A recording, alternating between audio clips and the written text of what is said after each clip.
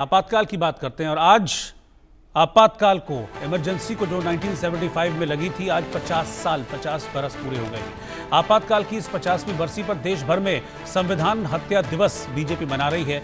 देश भर में जगह जगह कार्यक्रम आयोजित किए जा रहे हैं। बीजेपी का यह आरोप है कि कांग्रेस ने संविधान की हत्या की थी। उस वक्त जब इमरजेंसी लगाई गई थी तो इमरजेंसी के दौरान करीब 1.5 लाख लोगों को जेलों के अंदर ठूस दिया गया था। विपक्षी दलों के नेताओं को उनके साथ कैदियों और अपराधियों की तरह व्यवहार किया गया था। उन्हें जेलों में ठूस दिया गया था। प्रेस को आज़ादी नहीं थी।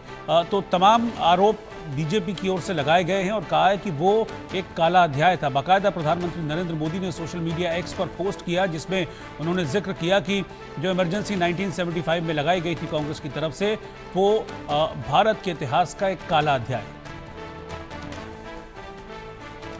तो आपातकाल पर प्रधानमंत्री मोदी का भी पोस्ट आया, जिसका मैं जिक्र कर रहा था, जिसमें उन्होंने लिखा है कि देश पर आपातकाल थोपा गया था और इस दौरान संविधान को पूरी तरह से नजरअंदाज कर दिया गया। इस दौरान लोकतंत्र को पूरी तरह से कुचल दिया गया। कांग्रेस जो आज संविधान की दुहाई देती है, उस दौरान कहां थी कांग्रेस जब संविधान को कुचलकर आपातकाल लगाया गया था? ये आरोप प्रधानमंत्री नरेंद्र मोदी की तरफ से अपनी एक सोशल मीडिया पोस्ट के जरिए कांग्रेस पर लगाए गए हैं, जिसमें उन्होंने लिखा है कि देश पर आपातकाल थोपा गया था, तब मैं आरएसएस का युवा प्रचारक हुआ करता था। ये बात प्रधानमंत्री मोदी ने अपने पोस्ट में लिखी है। उन्होंने आगे लिखा, मेरे लिए आपातकाल विरोधी आंदोलन सीखने का समय था। देश पर आपातकाल थोपा गया था और उस वक्त स्थिति ऐसी थी कि किसी को बोलने तक की आज़ादी नहीं थी। मेरे लिए आपातकाल विरोधी आंदोलन सीखने का अनुभव था। संविधान को पूरी तरीके से उस दौरान नजरअंदाज कर दिया गया था। आपातकाल के दौरान देश को जेल में बदला गया। इस दौरान लोकतंत्र पूरी तरह से कुचला गया था।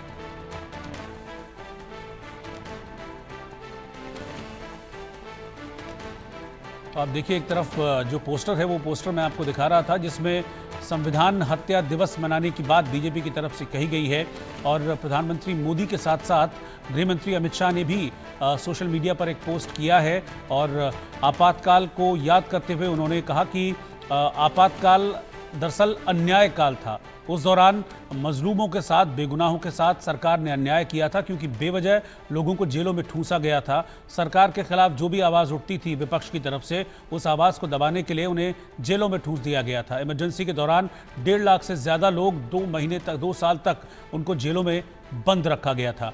अमित शाह ने आपातकाल को अन्यायकाल करार दिया।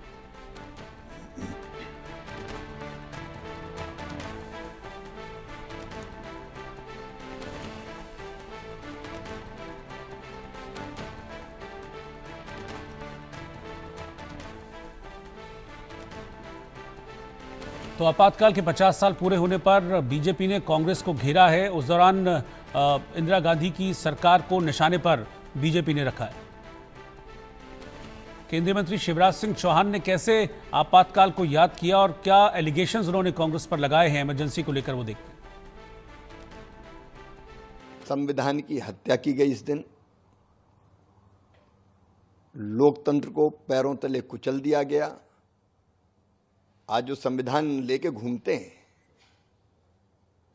वो याद करें, यही कांग्रेस थी जिसके डीएनए में तानाशाही है और अपनी कुर्सी बचाने के लिए, सत्ता में बने रहने के लिए पूरे देश में लोकतंत्र को रौंदने का, पीसने का, कुचलने का काम अगर किया था तो श्रीमती इंदिरा गांधी जी ने किया था।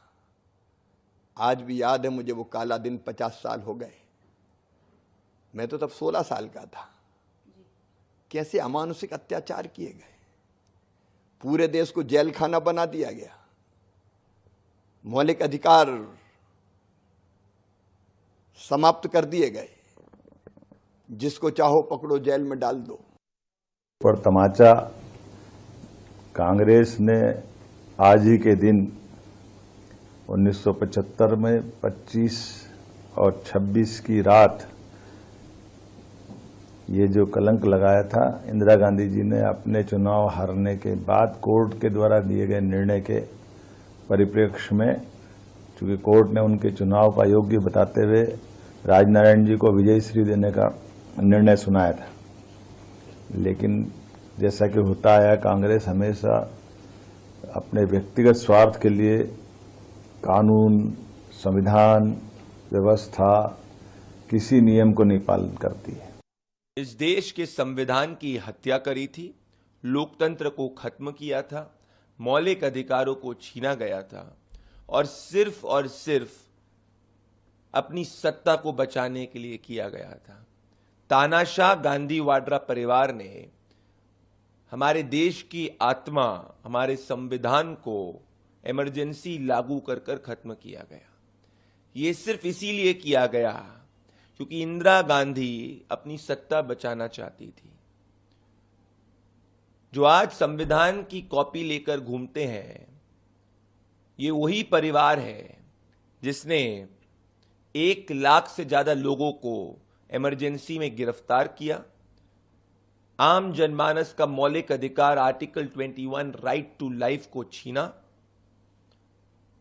30 लाख से ज्यादा गरीबों की नसबंदी कराई, मीसा जो अभी तक का सबसे बड़ा काला कानून है उसके तहत देश के जनमानस को जेल की सलाखों के पीछे बंद किया।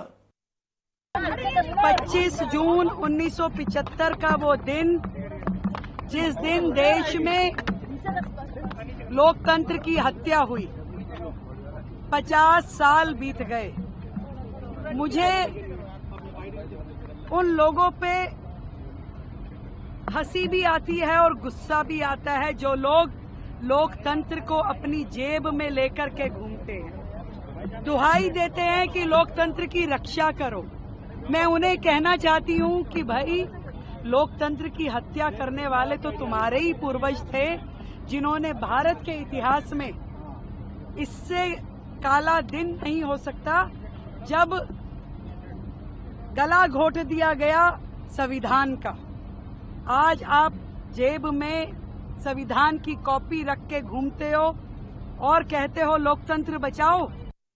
क्योंकि संविधान की हत्या की थी इंदिरा गांधी ने और कांग्रेस के लोगों ने, इसलिए दिवस मनाया जा रहा है। और इस प्रदर्शनी में अगर आप डॉक्यूमेंट्स को देखें तो जैसे रातों रात पूरे विपक्ष को गिरफ्तार कर लिया गया, न्यायालयों की व्यवस्था को परिवर्तित कर दिया गया, पत्रकारों को गिरफ्तार कर लिया गया, मीडिया हाउसेस को बंद कर दिया गया, वो देश उसका स्मरण रखे, देश उसे कभी भूले नहीं, उसके लिए इस प्रकार का आयोजन होना बहुत ही आवश्यक है। लोकतंत्र की रक्षा के लिए भी आवश्यक है, लोकतंत्र को बनाए रखने के लिए भी आवश्यक है। इसीलिए ये कार्यक्रम आज यहाँ पर आयोजित किया गया है। और इस पर कांग्रेस समेत पूरे विपक्ष का क्या कहना है आपातकाल को लेकर, अब वो देखिए। आजादी जंग हमने लड़ी थी, कांग्रेस के लोगों ने लड़ी थी। आरएसएस और बीजेपी ने अपनी उंगली भी नहीं कटाई उस वक्त में। इनको पूछो, इनको, आप भी उस वक्त नहीं थे, आप इनके नेता थे बुजुर्ग। उस वक्त में इन्होंने क्यों नहीं आजादी जंग में भाग लिया? आजादी के बाद में इंदिरा गांधी की हत्या हो गई, खालिस्तान नहीं बनने दिया, राजीव गांधी की हत्या हो गई। इस परिवार, गांधी परिवार में 2 हत्याएं हुई है। किसे कहते, प्रधानमंत्री पद पर रहते हत्या हो गई। एक तरफ तो ये है इतिहास कांग्रेस शानदार कुर्बानी का, त्याग का, बलिदान का इतिहास। आधुनिक भारत दिख रहा है साइंस में, टेक्नोलॉजी में, आधारभूत संरचना में, बड़े बड़े बांध, कल कारखाने किसने बनाए? पंडित नेहरू के जमाने में। कई बातें कहने को है हमारे पास, इनके पास कहने कुछ नहीं। इनके पास हिंदुओं को भड़काने वाला कुछ भी नहीं है। और बेरोजगारी है, उसकी चिंता इनको नहीं है। महंगाई बहुत भयंकर बढ़ रही है, उसकी चिंता इनको नहीं है। तो और क्या करेंगे? इमरजेंसी की बात करेंगे। यहाँ एक अघोषित इमरजेंसी की तानाशाही हर दिन के साथ और क्रूर होती जा रही है। ये 11 साल 10 दिन का सफर महात्मा गांधी से उनके हत्यारे गोडसे को महिमा मंडित करने में बीता है। लोकसभा, राज्यसभा पंगु कर दी गई, 150 सदस्यों को निकालकर वहां कानून पास कराए गए। टैक्स टेररिज्म अपने चरम पर है। सीबीआई, जो दूसरी ईडी एजेंसी, टैक्सेशन, इन पर भरपूर दुरुपयोग हो रहा है। विरोधियों पर सारे संविधान से दूर हटकर क्रूर ढंग से उन पर हमला हो रहा है। मीडिया गिरवी रखने की कोशिश, न्यायपालिका प्रभावित करने की एक जद्दोजहद सबके सामने आ रही है। यही नहीं, कितने लोग आज जेल में हैं अर्बन नक्सलिज्म के नाम पे, जो आवाज उठा रहे हैं गांधीवादी या नागरिक उसूलों की, नागरिक अधिकारों की। ये 11 साल 30 दिन मोदी सरकार के क्रूर, विकृत, अघोषित तानाशाही का जीता जागता परिणाम है। मोदी जी, आपसे एक सवाल, इमरजेंसी में आप कहां थे? कैबिनेट का काम बाद में हुआ, राष्ट्रपति के दस्तखत पहले हुए, और रात को ही सारे निर्दोष और देश के सारे लीडर थे, जयप्रकाश नारायण से लेकर अटल जी से लेकर के मधुलिमा से लेकर के जितने लोग थे उस समय जो विपक्ष में एक तरह से कांग्रेस का विरोध करते थे, वो सब पार्टी के लीडर को तो बंद किया ही था, सामाजिक लोगों को भी, या जिन्होंने भी अपनी लेखनी चला करके इसका विरोध किया, वो सब लोग जेल में थे। तो एक तरह से हिंदुस्तान को जेल खाना बनाने का काम, हिंदुस्तान के लोकतंत्र का तमाशा और उसकी हिंसा करने वाले लोग, और उसके कारण से बेगुनाहों को न कोर्ट में जाने की आजादी, न उनको कहीं अपनी फरियाद रखने की, न कोई पत्रकार एक लाइन लिख सकता था। सारे के सारे पेज उस दिन हिंदुस्तान के अधिकांश अखबारों को बिल्कुल व्हाइट पेपर के रूप में आया, केवल ऊपर हेडिंग था, बाकी सारा पेपर खाली था।